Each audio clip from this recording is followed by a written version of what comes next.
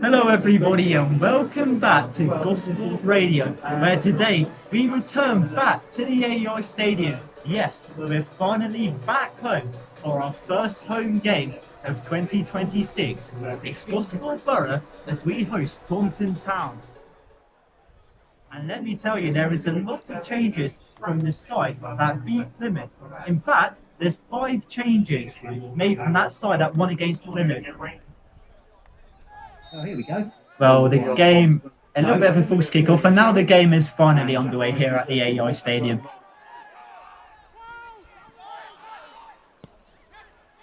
Ethan Taylor rushing a lovely through. It's chased down by Casimir, who lines up a shot. Was excellently saved by Phillips.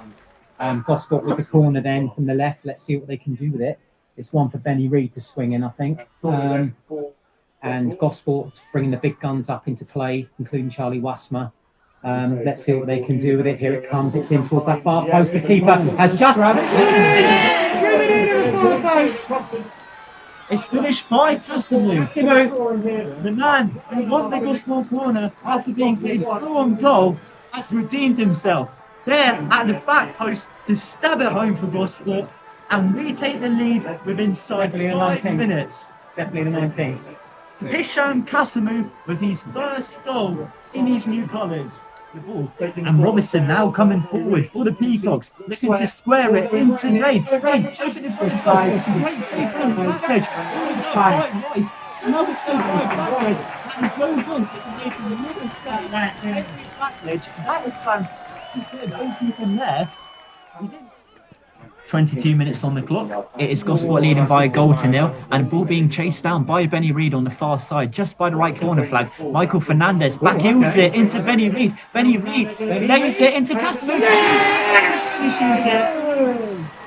He was the person to break the deadlock, and he's just found his second goal in this one.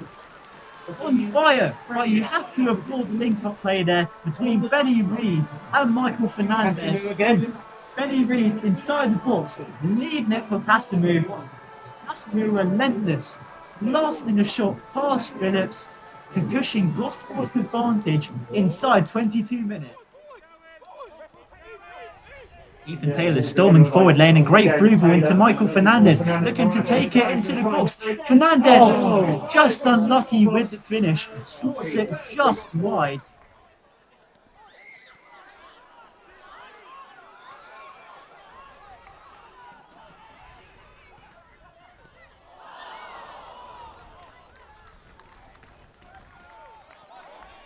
Well, Luke Cook coming down his left-hand side, Edge of the box, looking to go for a shot. In the end, it's straight down the throat of Phillips. Well, Moulding coming down his left-hand side. He's got Brain in front of him, but Moulding's going to go alone. Eventually feeds it into Brain. Gosport are calling for a offside, and Brain pulls a shot onto the crossbar. The follow-up from Robinson can't be turned in. Edge of the box, into Brain. Brain going for a shot. Benny Reid goes sliding in to knock it away, but Brain just relentlessly trying to fling in crosses. So far, all of them have been pretty unsuccessful. Brain this time going for a square back pass into Mulder. You see his shot into the bottom right corner, and the Peacocks have a goal back in this game. 18 minutes played of the second half. You're listening to Gosport Radio, and we are still and it's a back pass from Charlie Vasmans. It was so nearly picked up by Brain. Once again, Henry Blackledge is saving Charlie Vasman's skin. That's 2 completely reckless passes back. And now Brain coming forward for the visitors, still marching forward, but this time he runs into trouble. Hours into Rice. Rice escapes past Benny Reid and ends up blasting a shot into the side netting. By the corner, Cole did. It finds the head of Robinson. He steered it towards goal. And Henry Blackledge immediately jumping to his left, gathering the ball.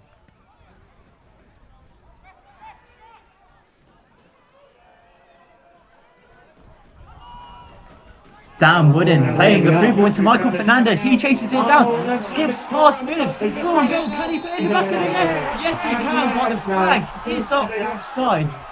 He did all the hard work. Everyone in the AI Stadium, I think, thought it was Gosport 3. but Michael Fernandez loses his goal to the offside flag by the free kick. I'd say 5-6 yards into the Gosport half. Rice with the cross. It's going to be gathered by Blackledge, who drops to the floor. And he's done just enough. I think that's possibly their last chance. We're into the 7th minute of added time now. Obviously, Casimu's added more on the clock by going down and staying down in that far corner.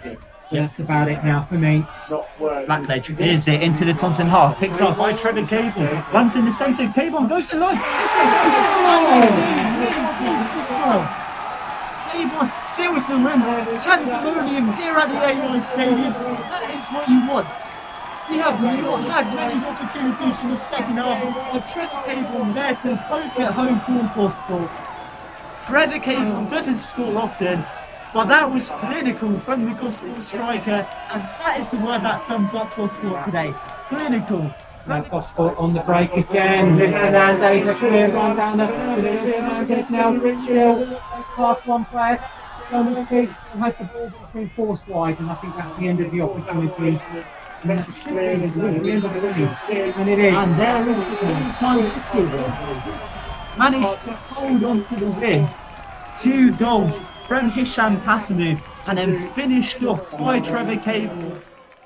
Mark, a 3-1 win against Taunton, first home game of 2026. Couldn't have started the year much better at home. No, that's very true, and we just felt last week it was important to go and get a win. It was a win at any cost last week after the run, and then we felt it was just really important after that to come here today and then really kick on again and get back on a run. And that's what we've done. Impressive, home display in front of another big crowd.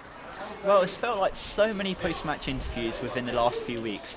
I've been saying we haven't been ruthless in front of goal, but today it was the complete opposite. We didn't have all too many chances, but when we were in front of goal, we were ruthless today. Yeah, I think the lads are taking their chances really well. I think Hish has taken the first one, a real opportunity to goal. The ball dropped down there from the set piece, and really good finish. Second one, when he's been put through, he's gone through and not looked like he was going to miss. A fantastic one. And probably a bit like Trev really at the end. Trev's been set in there at the end and absolutely driven that in. A fantastic finish. So the guys are taking their goals well today. Really pleased for Hish. Really pleased for Trev to come off the bench and do that. And just desserts for once.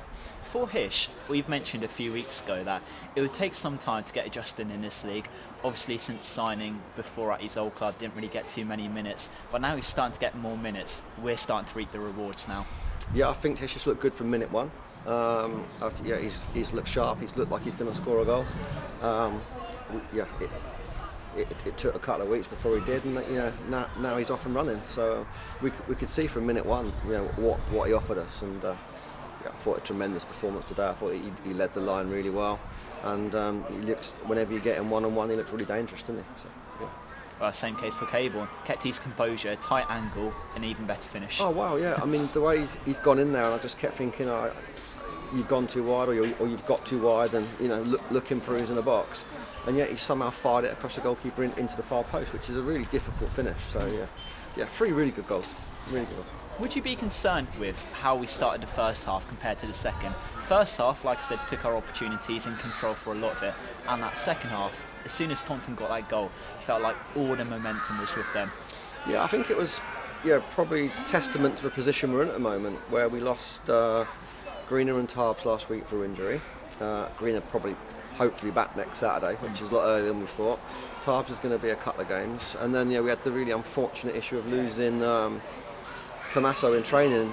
He managed to come off the bench today, and we lost Joe Morrison with a really light hamstring. So we've had to make a lot of changes today. We've had to bring guys in that have probably not played a massive amount of football. More than good enough to. It highlights the strength of our squad today that we've had 4 key guys out. Yeah. And you probably wouldn't have noticed if you've come and watched.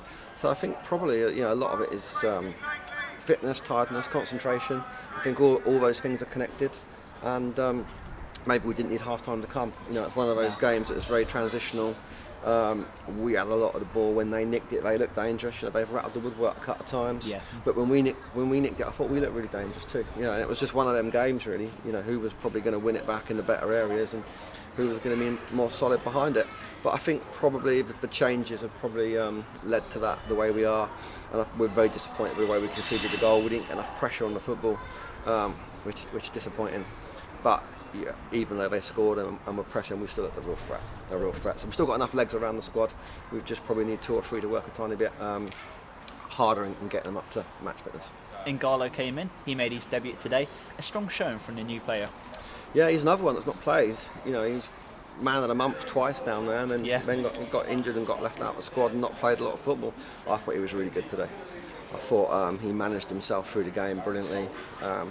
Made a lot of blocks, nicked the ball nicely, used it really well. I thought his range of passing was good.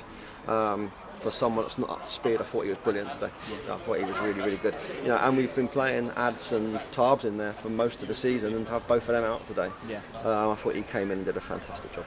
Well, some of the other changes, so there was 5 changes made to the team today, and 2 down the left-hand side. Luke Cook in, Kai Shucker playing a more unorthodox role as left-back, and I thought both of them played pretty well, but especially Luke Cook looked so deadly down that left-hand side. Yeah, Cookie looks on fire, doesn't he? And he absolutely rattled a shot at the goal in the second half, which probably deserved better. And Cookie again was playing really well when he got injured, had a layout, has come back, forced his way back into the team. And he looks a real threat. He's probably a tiny bit like Hish. He probably just needs one to go in somehow, and then he'll be absolutely away. He'll be firing. And I think it's probably a big shout out to Kaya, really, down that left-hand side today. Kaya's been out of the squad the last couple of weeks.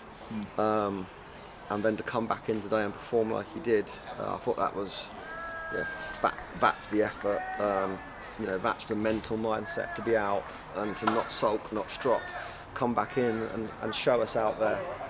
That's why it should be in the team. I think massive shout out to Kaya today for me.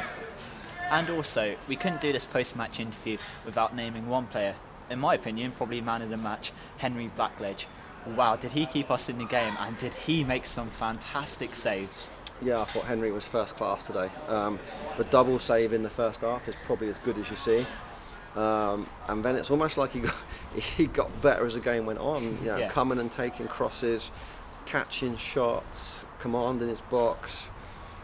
Distribution was first class. I think the last 2 games, actually, I thought on Saturday at Plymouth as well, he made some exceptional saves. And I thought today he's just getting better and better. So really pleased for him personally. He's a great lad. Works really hard, tries really hard, and really pleased. What great performance. And also, I'm not sure if you checked some of the other scores, but it looks like a lot of the teams around us dropping some serious points today, either losing or drawing.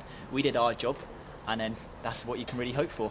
Yeah, I've just said to Glenn, that's a really big win today when you look at results going on around us. It could have been another one that slipped away, and you're looking at other results to get us out of jail, but looks like a topsy-turvy day with all of the teams above us certainly getting beat, if I remember rightly, and some of those around us getting beat. So again, a really, really big day to win. Back at home, really stops that run now at 3 defeats, now 2 wins. Now we only start looking in one direction now.